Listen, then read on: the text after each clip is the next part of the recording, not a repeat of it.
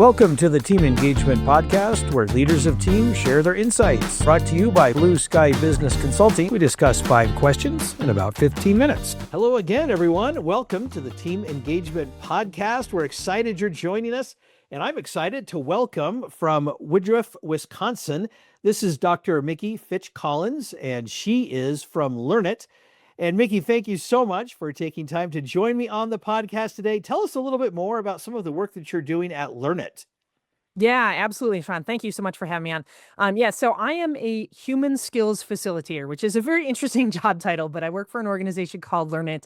And what I tell people is my job is to help other people get better at their jobs. And so about 95% of my work is virtual, and I facilitate workshops. In fact, I'm going to do one right after we talk here today on a variety of different topics that people, skills that people need to build to be more effective in the workplace. So today I'm going to be talking about growth mindset. Tomorrow, I'm going to be talking about trust. The day after that, difficult conversations, AI topics, whatever it might be. And so, because our belief as an organization is that companies grow when their people do. And so I get the opportunity to be in front of lots of different audiences, helping people learn and grow and develop themselves as people in the workplace. That's awesome. And I'm very excited because, as you know, some of the questions that we're going to ask that we've been asking this season is going to be particularly beneficial for our guests to hear your input on, because you obviously have a high level of expertise with them. So let's go ahead and just jump to that a little bit. So Mickey, question number 1, how can leaders create a psychologically safe environment for their team? Yeah, I think that the core, when we think about psychological safety, right? So the definition of that is that people need to have the ability to make mistakes or admit failure, missteps, things that they don't know, right? Without a fear of any sort of like repercussions. And when I think about that, you pull back the layers of that, and what's at the core of that is trust. And trust, as human beings, trust is actually a biological condition, right? Like a lot of people think like trust is something that we like curate with other people, but it's actually a chemical signal that happens in our brain, and it goes all the way back to like biological evolutionary times.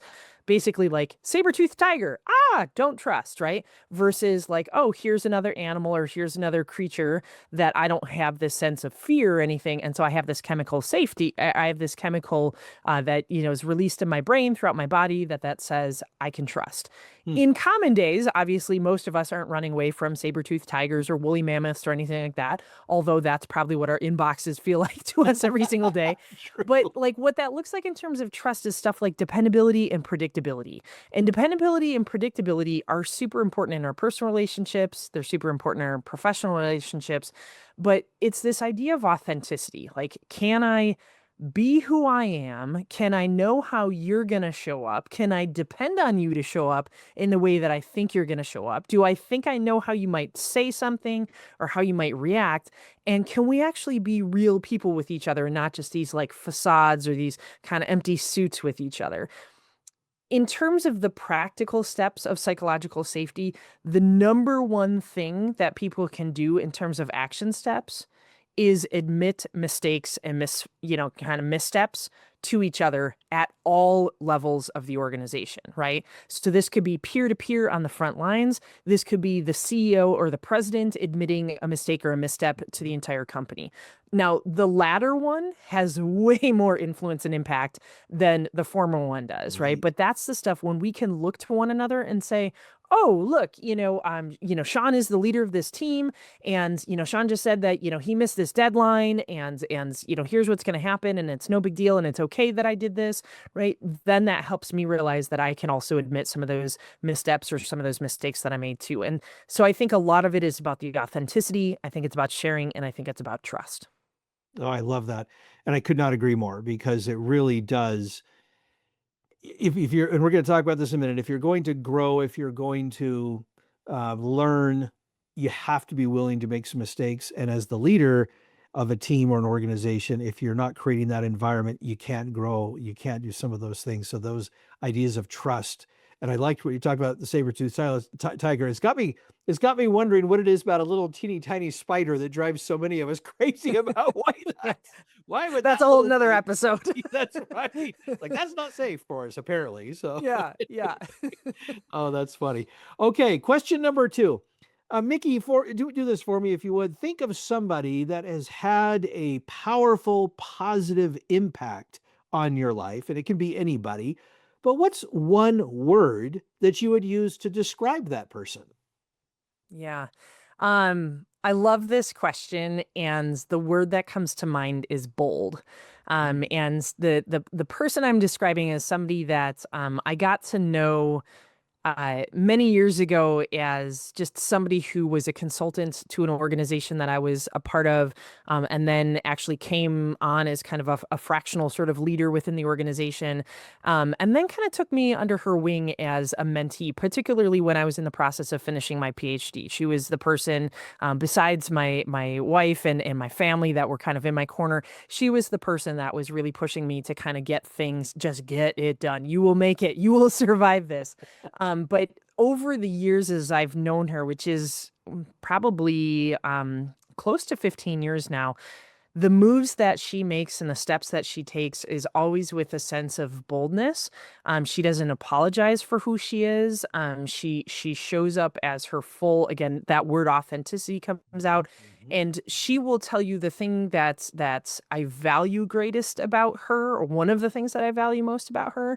And also the thing that I think feels a little sandpapery to some people is she will give you the truth. She will be honest with you. She will tell you when things are not progressing in the way that they should, or that, things shouldn't be happening this way, or whatever that is. But that boldness has always been such an inspiration to me from her. Oh, I love that. I love that story, first of all. Thank you. And I love the word bold.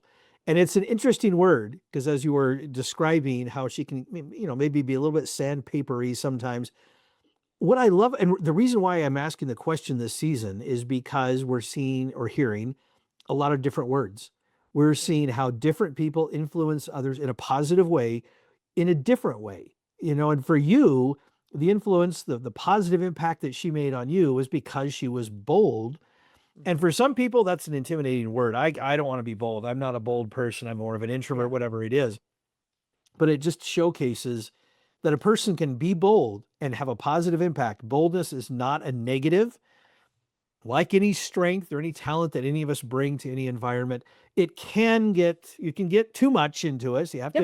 to put the guardrails.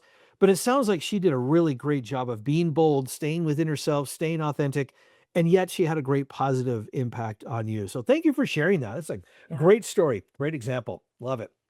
Yeah. All right, well, here we go. And this is the part that I'm excited to hear your answer to this question. Question number 3 is talking about growth mindset. What can leaders do to really foster a mindset of growth, either in themselves or in their team? Yeah. There is something that I was introduced to a few years ago that it's really small but mighty, and I talk about it, and I actually am facilitating a workshop on growth mindset right after this, and I will talk about it in this workshop. We call it the power of yet. The word yet, Y-E-T.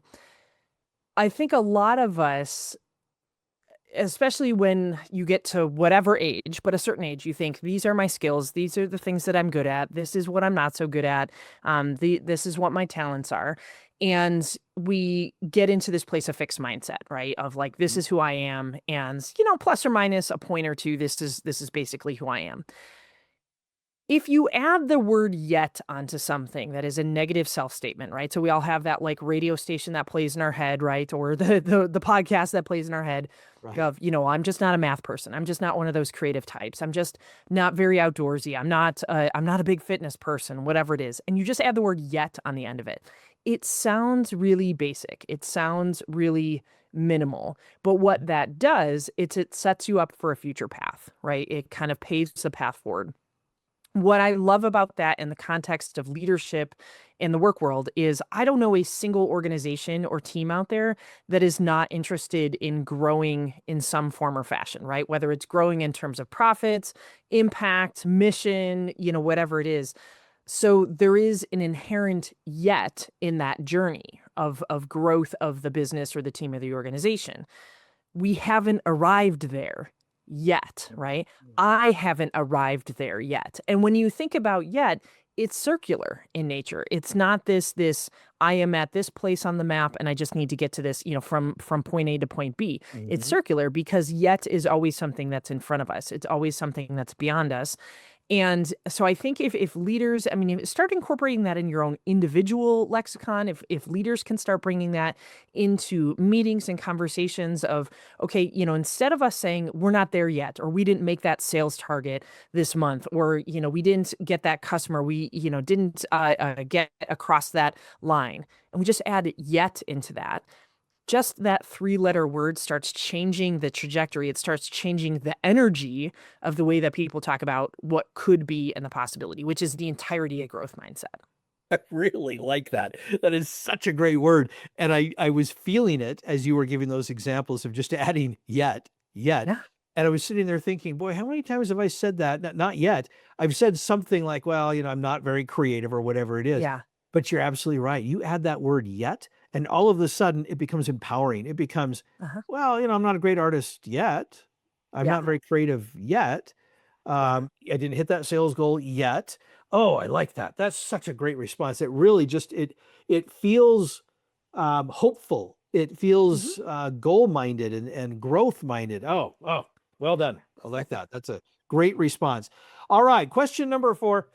What ideas do you have on how leaders and managers can maintain and kind of manage emotional wellness and well-being? Such a big topic in today's world, and rightfully so. What ideas do you have on how people, especially in a leadership role, how do they manage that and self-manage that?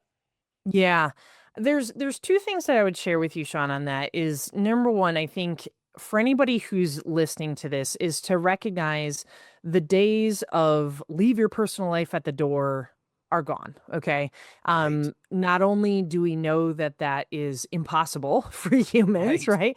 right. It also is not something when you think about the two quote unquote younger generations that are in our workplaces. So this is millennials and Gen Z, right? So basically, any of your employees up until age 45, 46 or so, right? Which is a good portion of most of our organizations. Those two generations want to be seen as whole human beings in the workplace. They are looking for employers and organizations that are going to see them as the whole person that they are, not just an employee who is fulfilling certain job duties. So I think that's the first piece is recognizing like we don't like those lines of like leave your emotions at the door, leave your personal life in the parking lot or whatever it is, that stuff is over with. I Yeah. think the second piece, and again this is a language thing, but I think it's really powerful, is to ditch the phrase work life balance Mm. and start using the phrase work life integration. Because again, what Oh, we're doing is we're recognizing, and if you think about it, that's what we do is that yeah. we are integrating our life and our work and our work and our life. And especially for any of us, if we work in hybrid settings or remote settings, we feel that and know that even more, right? Because, for example, for me, right, is, I work in the basement of my home. I have my cat is rubbing up on my leg right now as we're doing this. My kids are upstairs right now, I mean, the whole bit, work life integration. So that's another piece I would offer to you. I know I said two, but I'm going to offer a third one. The third thing that I would say too is to create emotional wellness or to cultivate emotional wellness in the workplace. I think feedback is critical. Mm. And when I say feedback, I mean work performance feedback, both the good stuff and the bad stuff, as well as just life feedback. I firmly, firmly believe that in most organizations and probably in most of our relationships, we probably give about 10% of the feedback that we ought to give to other people. I Mm. think a lot of people are operating with like the no news is good news thing. And what happens is when we say no news is good news, oh, well, you're just doing your job. So, like, I don't need to give you feedback. Like, I don't need to tell you that you're doing a great job. The other side of not receiving that feedback or not giving that feedback is people filling in the blanks with Yes. what they think is going on. And Right. we start ruminating, we start wondering, we start hypothesizing, we start, oh, do they like what I'm doing? They not like what I'm doing. Should I do more? Should I do less? Should I change what I'm doing? Should I right? And there's all this kind of chaos that happens. There's anxiety that happens, there's worry that happens, there's frustrations. And so I think feedback is one of the ways to not only actually concretely talk about what are we doing and how are we doing it and how is it meeting or not meeting other people's expectations, but it also allows us in our brains to balance logic and emotion of like, okay, I'm hearing real pieces of information And now I can also have the opportunity to process that emotion. And Mhm. both of those things are valuable, right? That's the two things that make humans humans. It's our ability to logic through things and our ability to feel emotions. And I don't know that we can have emotional well-being and a sense of emotional balance or process until we actually give people feedback and we receive feedback. Wow, that's a great point. It reminds me of some research that Gallup has done, or they continually update it, because they, in my opinion, they are the greatest company in the world that studies, workplace behaviors. And I'm trying to remember the exact. I'm not gonna get the exact numbers, but they basically the summary of their research suggested that negative feedback to an employee was actually more beneficial than no feedback. Exactly what Yes. you were just describing. Yes. They were saying, yeah, positive feedback, of course, is the ideal. But even working for a bad boss who is just always telling you that you're not doing things right, people actually prefer that because of what you described. We start trying to guess. We're like, Yep. are we doing a good job or not? And that actually creates more stress and anxiety, according to Absolutely. their research, than if they were if they were getting the negative feedback. And that was so eye-opening to me, and it forced me, I shouldn't say forced, but it gave me the opportunity to reflect on how I lead. And I'm a solopreneur now, but back in the day, it was like, am I giving good feedback to people? Am I really helping them? I love that you brought that up, because I'd kind of, to be honest, I'd forgotten about it until you brought it up. So important to make sure we give good positive feedback and that we receive it well when it's our turn to receive it. And that's the opportunity that leaders have in that setting. So thank you very much for bringing that up. All right, our last question, kind of a fun question. Tell us a little bit about your first job, the first one you ever had. Yeah, so I kind of had two jobs at the same time that were very different from one another. The one that people love hearing about is that I was the youngest professional bass fisherman in the United States when I was a teenager. Oh, wow. The other job is that I worked at a pizza company because I grew up in Chicago, right? So like that's the one that everybody, That's a rite yeah, of yeah, you grew up in passage. Chicago, pizza, of course, but the bass fishing thing is really interesting because I was doing something very, very different than a lot of other people were. But I got into fishing. I've always loved fishing, and I got connected to the right people who realized, hey, this kid, she's really good at fishing, and she likes to talk about fishing, and she can influence other people. And the long and short of the story is for the next, until from about age 14 to about age 20, I was traveling all over the place, giving seminars, did TV shows. This was before the world of podcasting, but I was on the professional staff of nearly 30 different companies at the national level, new boat and motor and all this sort of stuff every year. And that was the formative stage for me as a public speaker and an educator was in the world of bass fishing. And I still go fishing every single opportunity I can to this day. I love that. Part of the Yeah. reason why I love this question, and you and I were talking ever so briefly, I didn't know what you were going to say when we were talking before we started the recording, but I love, love, love this question because I always hear some incredible stories, and that one is certainly towards the top of the list there. That's Yeah. awesome that you were a bass fisher person, I'll say, Yeah. as a teenager, but not just that you enjoyed doing it, but that you had some recognition and you were in a public setting that Yes. helped uh, shape you and kind of build your confidence that, yeah, I can be out in front of people and talk to them. And here you are doing it even more, whether it's as a podcast guest or host, or whether it's in the work that you're doing. I love that. I love that. It's a great Yeah. first job story. So thank you for Yeah. sharing it. And Mickey, thank you so much for taking time out of your very busy schedule to join me on the podcast and talk about some of these important leadership principles. Now, how can people get a hold of you? Yeah, absolutely. The best way to find me is on LinkedIn. So just search for Mickey Fitch-Collins or Mickey and Learnit, and you will find me. Please connect with me, send me a message, whatever I can do to help you get better in life. I'm there for that.